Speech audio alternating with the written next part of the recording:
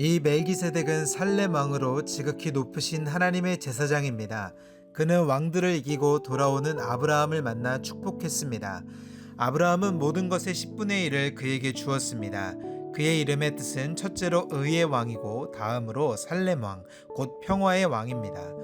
그는 아버지도 없고 어머니도 없고 족보도 없습니다. 생애의 시작도 없고 생명의 끝도 없지만 하나님의 아들을 닮아 항상 제사장으로 있습니다. 그가 얼마나 위대한지 생각해 보십시오. 족장 아브라함도 그에게 10분의 1을 바쳤습니다.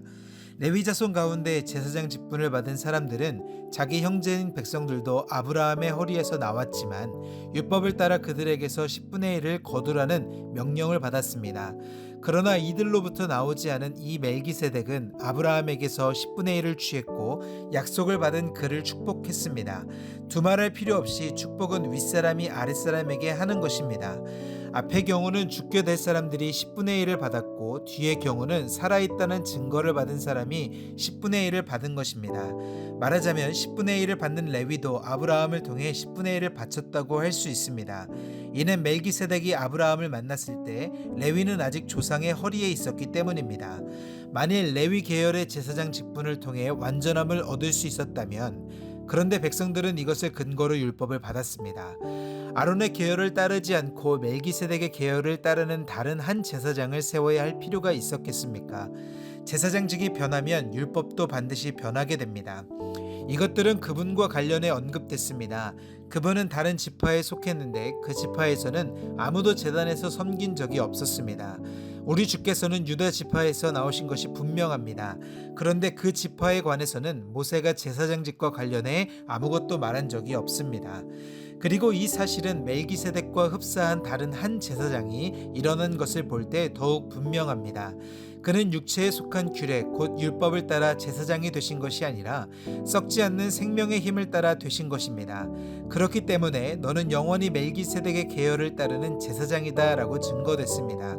전에 있던 계명은 약하고 효력이 없어 폐지됐습니다.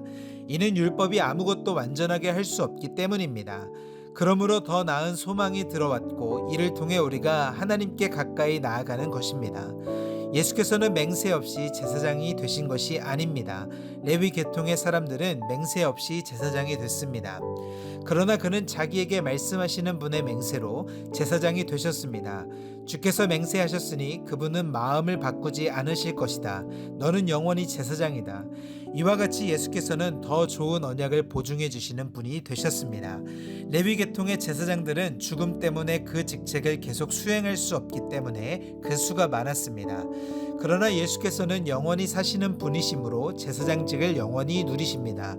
그러므로 예수께서는 자신을 통해서 하나님께 나오는 사람들을 온전히 구원하실 수 있습니다. 그는 항상 살아계셔서 그들을 위해 중보 기도를 하십니다. 이러한 대제사장이야말로 우리에게 합당합니다. 그분은 거룩하고 순결하고 흠이 없고 죄인들과 구별되시며 하늘보다 높은 곳으로 오르신 분이십니다. 그분은 다른 제사장들처럼 먼저 자신의 죄를 위해 그 다음에 백성들의 죄를 위해 날마다 제사를 드릴 필요가 없습니다. 이는 그분이 자신을 들여 단번에 이 일을 이루셨기 때문입니다.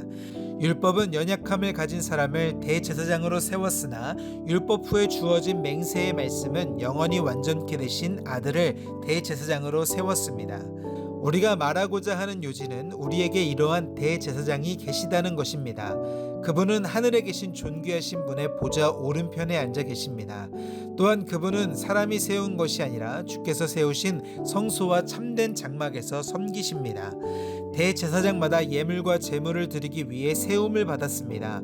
그러므로 이 대제사장에게도 무엇인가 드릴 것이 있어야 합니다. 만일 그분이 세상에 계셨다면 제사장이 되지 못하셨을 것입니다.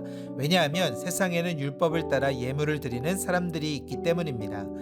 그들이 섬기는 곳은 하늘에 있는 것들의 모형이며 그림자입니다. 이것은 모세가 장막을 세우려고 할 때 지시를 받은 것과 같습니다. 말씀하시기를 산에서 내게 보여준 모형대로 모든 것을 만들라고 하셨습니다. 그러나 이제 그분은 더 뛰어난 직분을 받으셨습니다. 그는 참으로 더 나은 약속 위에 세워진 더 나은 언약의 중보자십니다. 만일 저 첫 언약에 흠이 없었다면 두 번째 언약을 요구할 필요가 없었을 것입니다. 하나님께서 그들에게서 허물을 발견하시고 말씀하셨습니다. 주께서 말씀하신다. 보라, 날들이 이를 것이다. 내가 이스라엘 집과 유다 집과 더불어 새 언약을 세울 것이다. 주께서 말씀하신다. 그것은 내가 그들의 조상들의 손을 잡고 이집트 땅에서 이끌어낼 때 그들과 세운 언약과 같지 않다. 그들이 내 언약 안에 머물러 있지 않았고 그래서 나도 그들을 돌보지 않았다. 주께서 말씀하신다. 이것은 그날 후에 내가 이스라엘 집과 세울 언약이다. 내가 내 율법을 그들의 생각 속에 넣어주고 그들의 마음에 새길 것이다. 나는 그들의 하나님이 되고 그들은 내 백성이 될 것이다. 그래서 그들은 각각 자기 이웃이나 자기 형제에게 결코 주를 알라고 가르치지 않을 것이다. 이는 그들 가운데 낮은 사람으로부터 높은 사람에 이르기까지 모두 나를 알 것이기 때문이다. 내가 그들의 불의를 긍휼히 여기고 그들의 죄를 더 이상 기억하지 않을 것이다. 새 언약이라고 말씀하실 때 하나님께서는 첫 언약을 낡은 것으로 만드신 것입니다. 낡고 오래된 것은 곧 사라지게 됩니다. 첫 언약에도 예배 규례들과 세상에 속한 성소가 있었습니다. 첫 번째 장막이 세워졌는데 그 안에는 촛대와 상과 진설병이 있었습니다. 이것은 성소라고 불립니다. 그리고 두 번째 휘장 뒤에는 지성소라고 불리는 장막이 있습니다. 이곳에는 금으로 만든 분향 제단과 전부를 금으로 입힌 언약궤가 놓여 있습니다. 이 언약궤 안에는 만나를 담은 금 항아리와 아론의 쌍난 지팡이와 언약의 돌판들이 있습니다. 그리고 그 위에는 속죄소로 덮고 있는 영광의 그룹들이 있는데 이것들에 대해 지금 자세히 말할 수는 없습니다. 이 모든 것이 이렇게 갖춰졌고 제사장들은 항상 첫 번째 장막으로 들어가 제사를 행합니다. 그러나 두 번째 장막 안에는 대제사장만이 1년에 단 한 번 들어가는데 피가 없이는 절대로 들어가지 못합니다. 이 피는 그 자신을 위하고 또한 백성이 알지 못하고 지은 죄를 위한 것입니다. 이것을 통해 성령께서는 첫 번째 장막에 서 있는 동안에는 지성소로 들어가는 길이 아직 열리지 않은 사실을 보여주십니다. 이 장막은 현 세대를 위한 비유입니다. 이에 따라 드려진 예물과 제물을 제사하는 사람의 양심을 온전케 할 수 없습니다.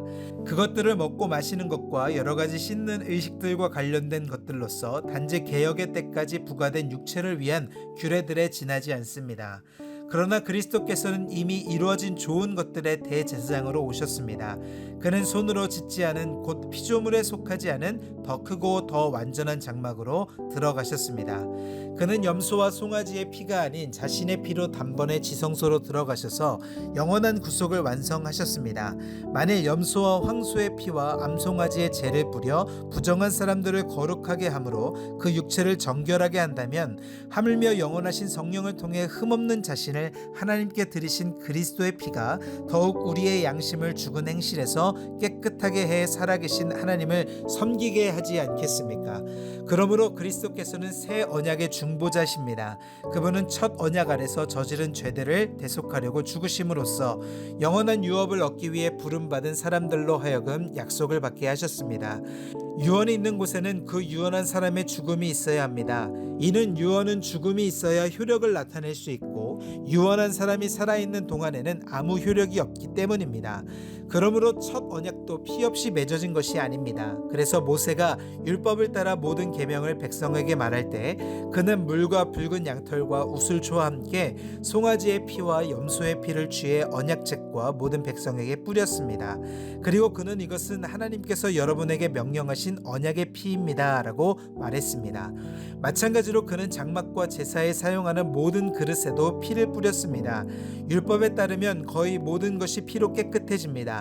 참으로 피 흘림 없으면 죄사함도 없습니다. 하늘에 있는 것들의 모형들은 이런 것들로 정결하게 될 필요가 있었습니다. 그러나 하늘에 있는 것들은 이런 것들보다 더 나은 제사로 정결하게 돼야 합니다. 그리스도께서는 참된 것들의 모형들인 손으로 지은 성소로 들어가지 않으셨습니다. 그분은 이제 우리를 위해 하나님 앞에 나타나시려고 바로 하늘 그 안으로 들어가셨습니다. 이는 대제사장이 해마다 다른 것들의 피를 들고 지성소로 들어가는 것처럼 자신을 여러 번 들이시지 않기 위함입니다. 만일 그래야 한다면 그는 세상이 창조된 이후 여러 번 고난을 당하셔야 했을 것입니다. 그러나 이제 그는 자신을 제물로 드려 죄를 제거하시려고 세상 끝에 단 한 번 나타나셨습니다. 한 번 죽는 것은 사람들에게 정해진 일이며 그 후에는 심판이 있습니다. 이와 같이 그리스도께서도 많은 사람의 죄를 담당하시려고 자신을 단번에 들이셨습니다. 그리고 그분은 그분을 고대하는 사람들을 구원하시기 위해 죄와 상관없이 두 번째 나타나실 것입니다. 아멘.